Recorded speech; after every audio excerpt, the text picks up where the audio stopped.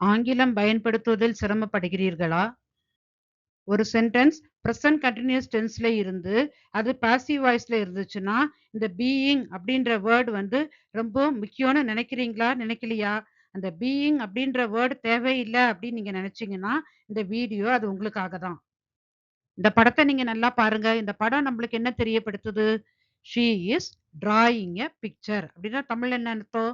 அவள் ஒரு படம் வரைகிறாள். இத நம்ம பாசிவ் வாய்ஸ்ல மாத்தணும்னா, எப்படி மாத்துவோம்னா, a picture is being drawn by her. அதுக்கு மீனிங் என்னன்னா, அவளால் ஒரு படம் வரையப்படுகிறது.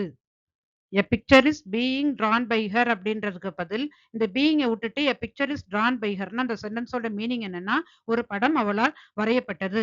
படத்த ஏற்கனவே வரைஞ்சுட்டான்னு வந்துருது. அப்ப அந்த பீயிங் எவ்வளவு முக்கியம்னு உங்களுக்கு தெரியணும். இந்த பிரசன்ட் கன்டினியூஸ் டென்ஸ் பத்தி உள்ள டீடைல்டு வீடியோ போட்டிருக்கிறேன். லிங்க் டிஸ்கிரிப்ஷன்ல இருக்குது. இந்த வீடியோ உங்களுக்கு பிடிச்சிருந்தா லைக் பண்ணுங்க, கமெண்ட் பண்ணுங்க, ஷேர் பண்ணுங்க, சப்ஸ்கிரைப் பண்ணுங்க. நன்றி.